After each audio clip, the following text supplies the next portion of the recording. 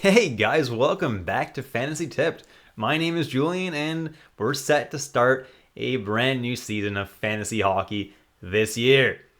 Now, as you can see, guys, I got a brand new signed Daniel Briere jersey behind me. I was lucky enough, one of my buddies gave that to me for my birthday, so that was pretty freaking cool. Now, I got a lot of exciting content planned for you guys this year. I've been planning all summer long, and I'm not going to reveal everything just yet. One thing I can say is that Manscaped is back as a sponsor. So that's going to be awesome. So glad to be sponsored once again by Manscaped. They're the best in men's grooming by far. So do be sure to check out their website, manscaped.com, and use my promo code FANTASYTIP for 20% off and free shipping on all products in the store. Now guys, I kind of moved areas a little bit, so I'm still arranging this backdrop behind me, trying to make it look as visually appealing as possible. Trust me, this is not the final look. I know it doesn't look that great right now, but it will look better. Trust me, going forward in the season. Now, I have a lot of videos planned for this offseason, as I mentioned before, including my team-by-team breakdown of players for the fantasy season. Those are my longest videos to make. However, I do enjoy making them because I like breaking down players team by team. So for you guys, when you go through each video team by team, if you need advice on a particular player, you can just click the team that that player is on, and then you guys will know exactly what I think of that exact player. This is a way that lets you guys know exactly what I think of every particular player and allows you to find that information really easily. Now we're going to get into the meat and potatoes of this video, and we're going to talk about my preseason content from last year. What did I hit on, and what did I miss on? But before we get started, guys, please leave a like, subscribe, hit that notification bell if you want a notification every time I post a new video. Going to be a lot of preseason content, and you're not going to want to miss any of that, so be sure to hit that notification bell. And the reason we do this kind of episode, guys, is just so I can show absolute transparency, so you know exactly where I hit and where I missed, and you know that I am taking accountability for my errors, and I, make up for them this year. Now let's go into the content, and let's start with some of the things that I missed last year. So one of my biggest misses from last year is Spencer Knight of the Florida Panthers. Now, he was going pretty early in drafts last year, around the 165 range, slightly above Sergei Bobrovsky. And based on the postseason from the year before, I kind of assumed that Knight would really take that next step and get the majority of the starts, or at least half the starts in Florida. Instead, Bobrovsky out of nowhere started playing well because he hadn't played well in a while and definitely hadn't played well for Florida at all. But somehow this year, Bobrovsky just kind of rebounded and had a pretty solid year, and therefore Knight only played about 32 games, which is not good for someone who's drafted that high. Definitely a big miss on my part. And this year, I'm going to be staying away from that situation because Knight's another year older and could get some more starts. However, the split could be 50-50 or it could be favoring one goalie. It's going to be pretty tough to decide who to draft, Bobrovsky or Knight. And that's why, if you can, I recommend staying away from that situation this year, but it definitely got me last year. And the next big miss I had was Cole Caulfield of the Montreal Canadiens. Being a Montreal Canadiens fan, I was particularly super excited for Cole Caulfield, and he started off the season so incredibly cold, and I ended up listing him as a drop eventually because he was just doing so badly, and he was actually sent to the AHL at one point. And well, that's mostly because of Dominic Ducharme. He was the Habs coach at the time, and he was just not a great coach and was playing Caulfield on like the fourth and third lines and just was not giving him the prime opportunities to succeed. Once Martin St. Louis was hired as a coach in Montreal, however, he was called back up and was played alongside Nick Suzuki, and suddenly he had a really solid year. He ended up with 43 points in 67 games, which isn't terrible, all considering how terrible of a start he had, but he was definitely not someone worth drafting because he was someone that you would have had to drop. Now, third on the list of one of my biggest misses is Jeff Skinner. Now, he wasn't ranked in fantasy. He wasn't being drafted very high at all. He didn't really even have an ADP. He was being drafted incredibly low because nobody really thought Skinner was going to do much of anything. And I agreed with that. last year Skinner only had 14 points the entire season, which is just absolutely horrendous. So I didn't really expect a whole lot from him. But now with Eichel gone and Skinner kind of being given a bigger role in the offense, he was pretty much stuck to that top line and top power play all year round and actually scored 33 goals and 63 points, which was actually pretty freaking good. Obviously, it definitely was a risk to draft Skinner, but considering how late he was going, ended up being some pretty good value, and I missed on that. Another one that I missed on is Frederik Andersen of the Carolina Hurricanes. Now, this is one that pretty much everyone missed on. No one was super incredibly high on Frederik Andersen heading into the year, despite him being on a really good team. Last year, he had a pretty abysmal year with Toronto. Didn't do very well, had an .895 save percentage, didn't even win that many games, and just overall, Jack Campbell played better than him last year. Now, Frederik Andersen is someone who absolutely rebounded, played a lot of games last year, 52 games to be exact, pretty good amount of games, and looked really good, was definitely in contention for the Vezina trophy. So I was pretty off for that. I didn't have him ranked too low on my rankings, but I had him lower than he probably deserved, and that's why I'm taking the L for him. The next one is probably my biggest miss of the year, and that's Pavel Buchnevich of the St. Louis Blues. He ended up getting 76 points in 73 games last year, which was over 8 point per game pace, which is absolutely incredible.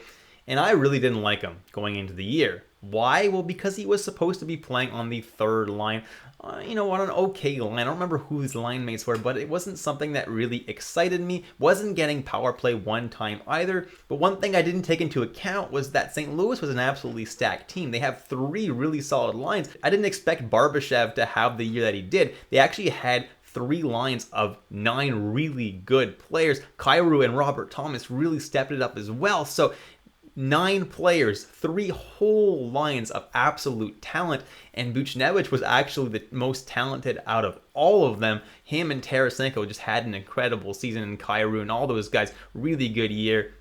And I would definitely not be underestimating Buchnevich this year. He is definitely a top-tier talent.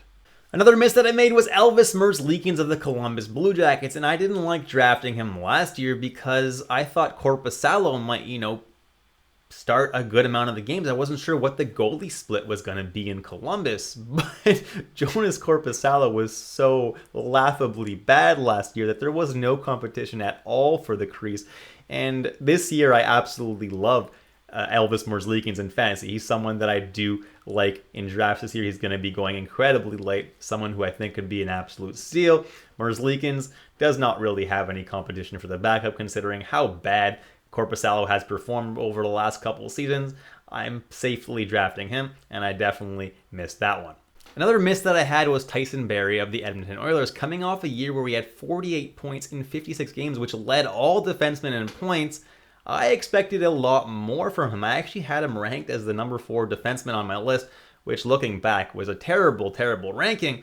But who could have predicted how much he was going to fall off? He was still getting the top power play time in Edmonton, but he just really didn't have that great of a year. There were periods of time where he was doing absolutely nothing, and there were other periods of time where he was getting a point every now and then, so he was rosterable, but man, it was hard to hold Tyson Barrie last year. He ended up around the 250th best ranked player, which is not absolutely terrible, but I definitely ranked him way too high. My next miss was Matt Duchene. Now, everyone felt the same about me about Matt Duchene. They actually had to see him bounce back first before they would actually consider drafting him. He was not drafted in a lot of leagues. It was something like 4% or something. Like he was not on the radar last year, but to this very small percent of you that actually drafted him, good on you. And my last miss was Evgeny Kuznetsov. Had a pretty bad year 2 years ago, so I suggested staying away from him because he was being drafted pretty high at 67, and after having a bad year, that's really high to draft a guy who's locked in a center, so that's not even a very valuable position. However, he bounced back and proved me wrong. Finished around the 64th best player range in most leagues, and therefore definitely proved me wrong that he was not worth drafting in that range. All right, now let's jump into the actual good calls that I made, the best calls that I made in the preseason last year. Number one being Matt Zuccarello. If you watched my preseason last year, guys, I was repping Matt Zuccarello in like every single video. I couldn't believe how late he was going in drafts. In a lot of drafts, he wasn't being drafted at all. And I really like Kaprizov as a player, and I knew Zuccarello was his partner, was locked in with him on the top power play, on the top line,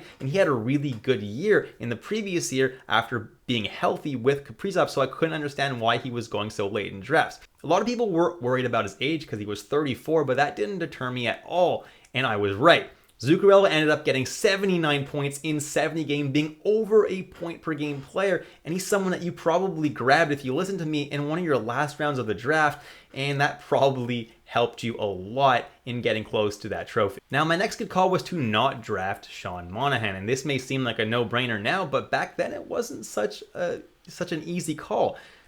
He was actually ranked 167th overall by NHL.com at the beginning of the year. The previous season, he only had 28 points in 50 games, though, and he has been on the decline for many years. So for me, it was an easy call to say, hey, I'm not risking it with Sean Monahan. Yeah, there's a chance that he could turn things around, but he's been declining every single year, and I absolutely hit the nail on the head. He declined even more, only had 23 points in more games than 65 games, and then he missed the rest of the year with injury. He's just not someone that I like to touch, and I'm not touching him again this year. My next big hit of the preseason from last year were Jacob Markstrom and Tristan Jarry. I said in multiple videos that these guys are guys that have clear number one jobs and could be absolutely steals at their draft range. Markstrom was going incredibly late in drafts, and Jarry was going pretty late too. Both ended up putting up really crazy good seasons. Markstrom was like second in the voting for the Vezina, and Jarry was pretty high up there too. Both ended up being really big hits for me. Sticking with the Pittsburgh Penguins trend, Chris Letang was another big hit for me. I mentioned in my Pittsburgh Penguins video that if you end up drafting Letang as your first defenseman in the draft, you did pretty good. Letang ended up having an incredible season. He ended up with 68 points in 78 games, which is absolutely incredible for a defenseman. Was 6th overall in point total for defensemen that year, and ended up being just an incredible fantasy player, which was an incredibly good call for me considering he was being drafted 5th, 6th, 7th round last year. Then one of my biggest hits of the season last year was Moritz Seider. Now, a lot of people like Moritz Seider going into the year, but were really tempering their expectations. Now, with me, I also had my expectations tempered because he was a defenseman, and defensemen, usually mature at a slower rate. But I was really high on Moritz Seider anyway. I told people he was being drafted super late, around guys that had no business being drafted anywhere near Moritz Seider. So I was like, if you're in that range and he falls to that range where he's being drafted, you absolutely have to grab him because he could be an absolute steal at that range, and he was. He won the Calder, and he probably helped you a lot if you listened to me. Next good call I made was to not draft Ty Smith. He was being drafted around 133rd overall, which is just absolutely incredibly early for a guy who had a pretty good season the year before, but with Dougie Hamilton coming into the Devils, I didn't expect Ty Smith to really do anything this year. Dougie Hamilton was going to take over that PP1 duty, and therefore Ty Smith was going to be relegated to a PP2 at best, and probably wouldn't put up that many points. And boy, was I ever right. He did not have a good year. Another big hit I had was on Drake Batherson and Josh Norris. I was very high on them going into the year. Drake Batherson, I liked his hitting upside. I liked that both Norris and Batherson were going to be playing alongside Brady Tkachuk on the top line and top power play, and they were going to get a lot of ice time, and I was right, and they played incredibly well.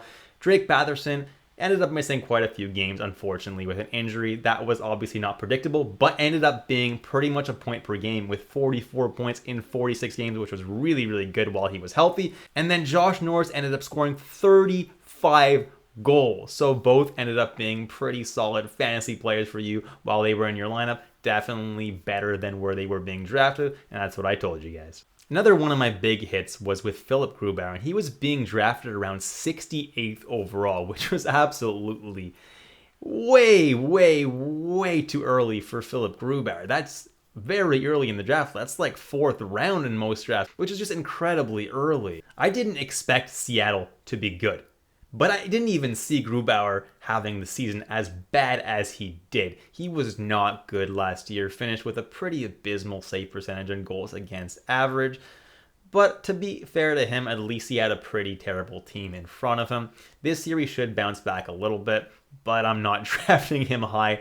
That is for sure. Grubauer ended up finishing in points leagues around the 228th best player, which is nowhere near his ranking of 68. Another big hit I had was to not draft TJ Oshie as high as he was being drafted. He was ranked around 90.4, and a lot of that was because he had a really strong year the season before, and I didn't think he was going to be able to replicate that.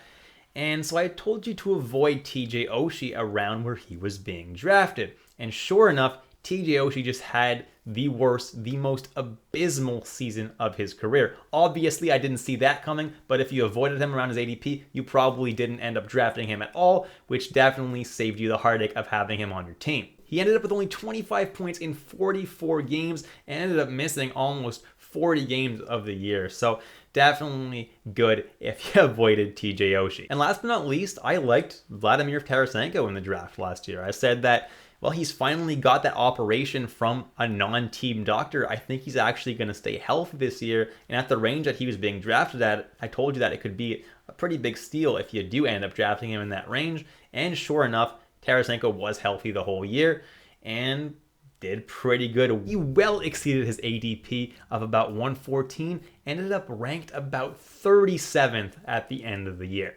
And that's it, guys. I hope you enjoyed this video. I hope you enjoyed how transparent I'm being with you, telling you exactly what I got wrong and right last year, and trying to use that information to help me make even better calls this year for you guys to help you win that championship. So before you go, guys, please leave a like, subscribe, hit that notification bell if you want notifications for all my preseason content. Until next time, guys, I'll catch you in the next episode of Fantasy Tipped.